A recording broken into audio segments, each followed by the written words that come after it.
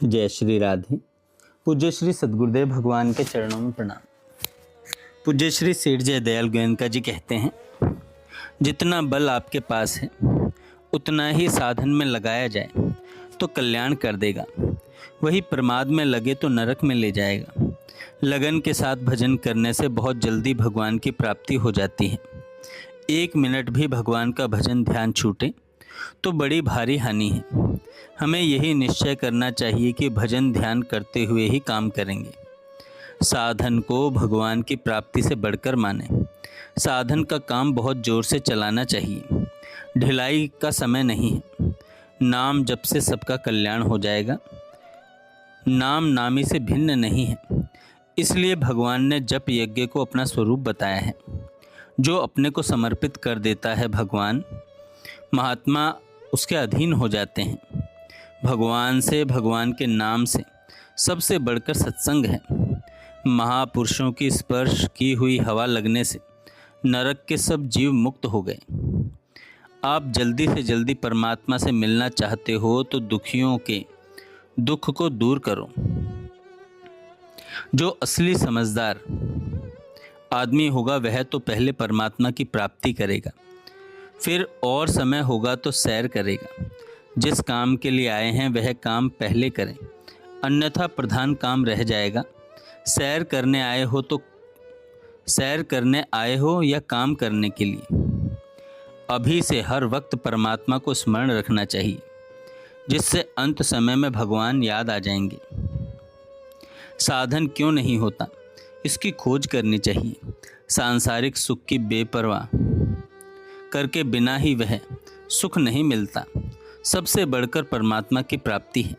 चाहे सर्वस्व समाप्त हो जाए, भगवान की प्राप्ति कर लेनी चाहिए। सबसे बढ़कर है परमात्मा का स्मरण। सबसे बढ़कर है परमात्मा का स्मरण। इसकी पूर्ति करने वाला है जप, ध्यान और सत्संग। भगवान के स्मरण से बहुत थोड़े काल में परमात्मा की प्राप्ति हो जाती है। यदि थोड़े दिनों में मृत्यु हो जाए तो भी उस चिंतन से अंत काल में कल्याण हो जाएगा।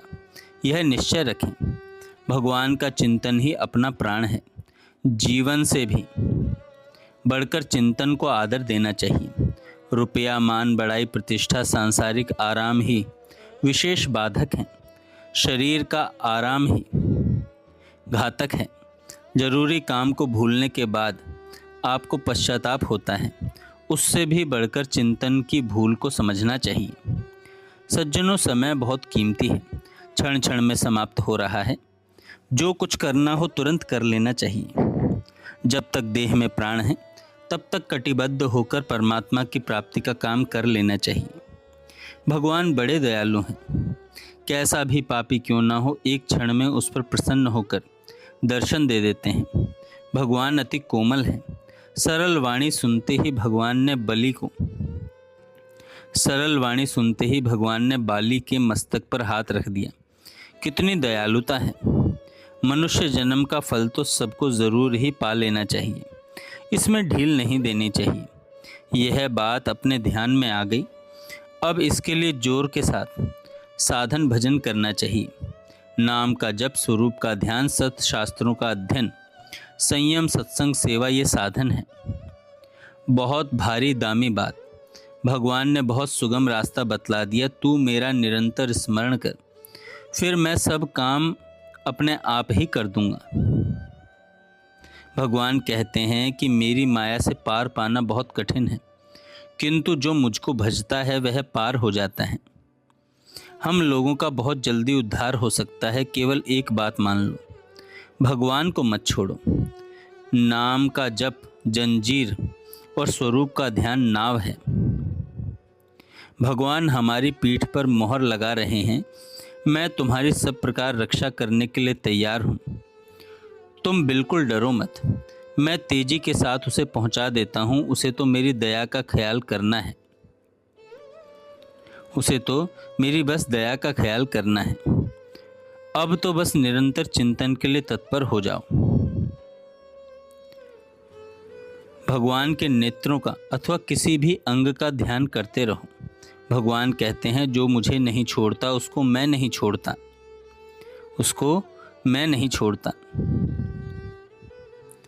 शरीर से ज़्यादा काम लेवे, सेवक बनकर काम करे, दूसरा भले मालिक बने, अपने में अभिमान नहीं आवे, अपने में अभिमान नहीं आवे। कम से कम एक पहर एकांत में ध्यान के लिए समय निकालना चाहिए। सत्संग के लिए ध्यान छोड़ सकते हैं और काम के लिए ध्यान छोड़ें। यदि ध्यान नहीं लगे तो जप करें, जप निरंतर करें। स्फूर्णा काटने के लिए जप से बढ़कर उपाय नहीं है। आलस्य आने लग जाए तो बुद्धि के द्वारा शास्त्रों का विचार करें। थोड़ी देर में आलस्य चला जाए तो फिर जप और ध्यान करें। आपको हर वक्त भगवत भाव में मग्न होना चाहिए। भाव ही कल्याण करने वाला है। प्रेम भाव, निष्काम भाव, ज्ञान का भाव, कोई भी भाव हो, भाव से तत्क्षण कल्याण हो जाएगा। हम लोगों को यह समझना चाहिए कि यह हमारा अंतिम जन्म है, तभी तो ऐसी व्यवस्था बनी है। तुम्हारी मान्यता झूठी है, तुम्हारी भावना का कोई मूल्य नहीं है। महात्माओं की ओर भगवान की भावना ही सच्ची है। इसको मानकर आप लोगों को बहुत आनंद मिलेगा। जब प्रत्यक्ष अनुभव हो जाएगा तो उसका पार ही नहीं है, उसका पार ही नहीं है।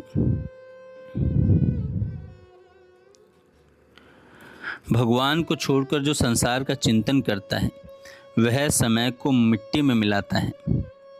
भगवान के स्मरण के समान संसार में आनंद देने वाली कोई चीज़ नहीं है। इसके सामने अमृत भी कोई चीज़ नहीं है।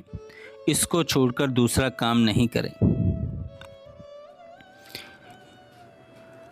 आज हम प्रतिज्ञा कर लें कि भगवान को छोड़कर दूसरे का चिंतन नहीं करेंगे, एक क्षण भी दूसरे का चिंतन नहीं करेंगे। अभी आप नियम ले लेवें तो दूसरी चीज़ का चिंतन नहीं करेंगे। फिर आज रात को भी यदि आपकी मृत्यु हो जाए तो भी आपका कल्याण हो जाएगा। हमें यह निश्चय कर लेना चाहिए कि हम इस जन्म में भगवान को प्राप्त हो जाएंगे। महान पुरुषों की बताई हुई वेद शास्त्र का सार, यह बात आप लोगों के आगे निवेदन की है। भगवान के स्मरण को भूलना ही भगवान की प्राप्ति के ठोकर लगानी है। भगवान की स्मृति को मंजूर कर लो। भगवान को छोड़कर दूसरों का चिंतन करने की क्या आवश्यकता है? क्या आवश्यकता है? मुझ परमात्मा के ध्यान में मस्त होकर जो निरंतर मुझे याद रखता है वह पुरुष मेरे में ही विचरता है। नित्य निरंतर श्रद्धा से भगवान को भजने वाले की महिमा भगवान ने जगह जगह गाई है। भगवान ने जगह जगह गाई है। जय श्री राधे।